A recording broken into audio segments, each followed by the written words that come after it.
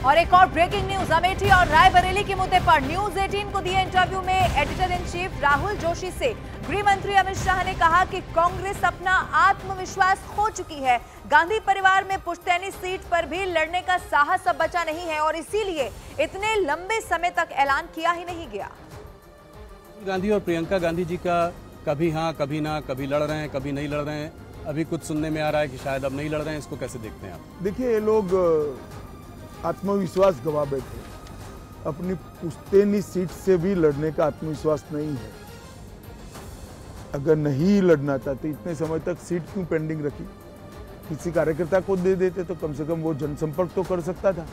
ये कंफ्यूजन जो है कहीं न कहीं लैक ऑफ सेल्फ कॉन्फिडेंस को दिखाता है।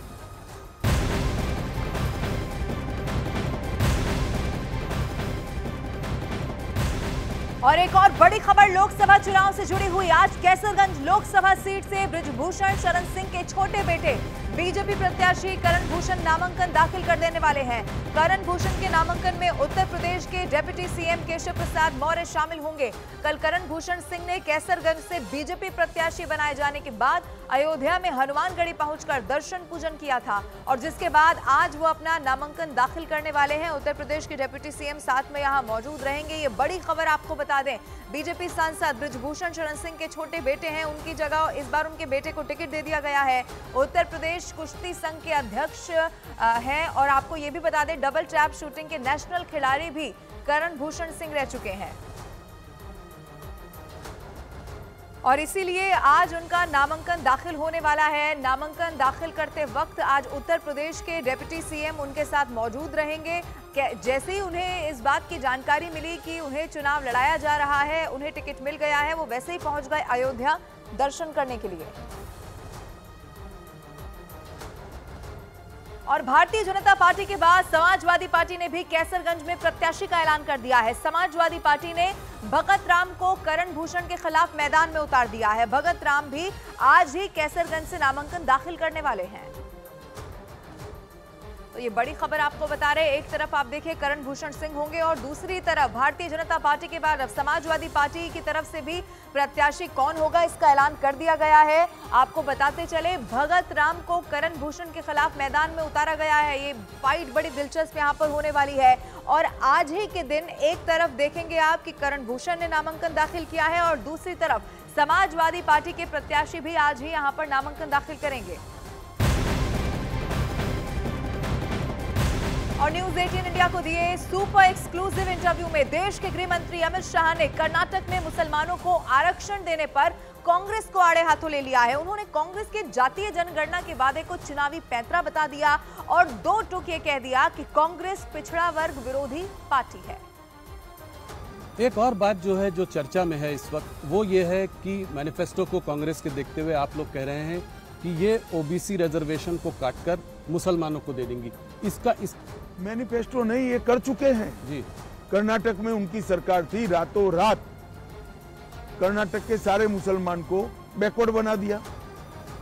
ना बैकवर्डनेस का सर्वे हुआ, ना कोई कमीशन बना, धर्म के आधार पर सारे लोगों को बैकवर्ड घोषित कर दिया और उनको रिजर्वेशन भी दिया। अब ये रिजर्वेशन जो कटा वो ओबीसी का ही कटा है।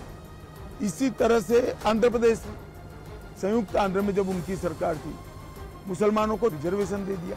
तो ये किसका कटता है? एसटी, एससी, ओबीसी का ही कटता है। जब ये बात मैंने कही कि हम ये धर्म के आधार पर रिजर्वेशन को समाप्त कर देंगे, तो मेरे वीडियो को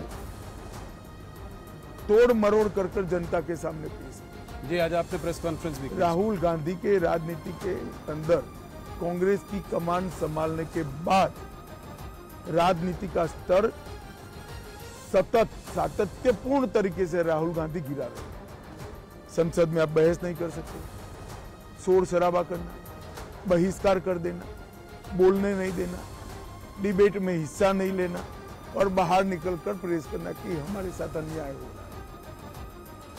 क्या समझते देश की जनता को? देश की जनता ये सब नहीं जानती। देश की जनता ये सब चीजें बहुत अच्छे तरीके से जानती है। लोकतंत्र में हेल्दी डिबेट होनी चाहिए और आप लोग भी उनको कुछ नहीं पूछते हो। आप लोगों को भी पूछना चाहिए। अगर आप लोग सवाल हमें ही पूछते हैं, उनको नहीं पूछते हैं। नहीं, जरूर उनसे भी पूछ रहे हैं हम लोग, हमारी टीम लगी हुई है। एक बात जो है कास्ट सेंसस की है, इसी से जुड़ा हुआ सवाल है। कास्ट सेंसस की है, उसके बारे में वो बात करते रहते हैं, कहते हैं जितनी आबादी उतना हक। इसको आप कैसे देखते हैं? कितने साल तक इस देश में कांग्रेस का शासन रहा? 55 साल तक कभी नहीं करा। अब जब लगातार हार रहे हैं तब ये सारे चीजों को वो बोल रहे हैं, इनकी मंशा नहीं है। इस देश में पिछड़ा वर्ग विरोधी कोई पार्टी है तो एकमात्र पार्टी है कांग्रेस पार्टी। काका साहेब कालेलकर कमीशन को इन्होंने सालों तक ओपन ही नहीं किया, मंडल कमीशन को दबाकर रखा। सेंट्रल के इंस्टीट्यूशन में ओबीसी को, पिछड़ा वर्ग के लोगों को रिजर्वेशन नहीं दिया। जब मंडल कमीशन लागू हो रहा था, विपक्ष के नेता के रूप में राजीव गांधी ने 2 घंटे का विरोध का भाषण करा। राहुल गांधी ने जरा वो भाषण पढ़ लेना चाहिए। और हमने तो देश को सबसे सफल प्रधानमंत्री पिछड़ा वर्ग से और गरीब के घर से पैदा हुआ नेचुरल लीडर नरेंद्र मोदी हमने देने का काम।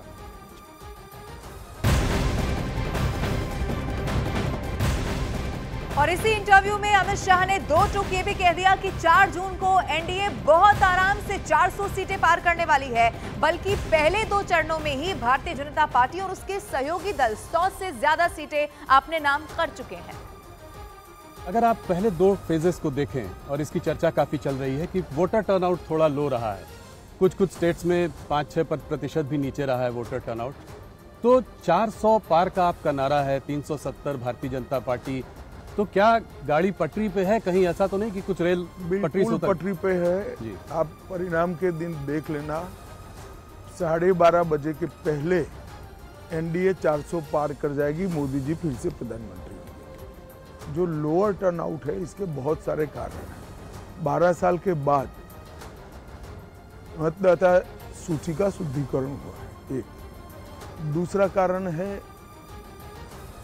कि सामने से कोई लड़ाई ही नहीं, जिसके कारण टर्नआउट पर एक प्रकार से इफेक्ट होता है। मगर हमारी पार्टी की टीम ने, मैंने स्वयं बहुत डिटेल एनालिसिस किया है।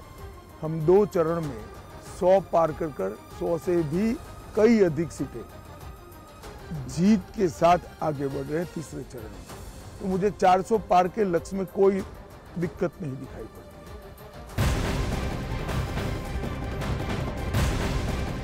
और अब लोकसभा चुनाव से जुड़ी हुई एक ब्रेकिंग न्यूज आपको बता दें। आज प्रधानमंत्री नरेंद्र मोदी एक बार फिर से धुआंधार प्रचार करने वाले हैं।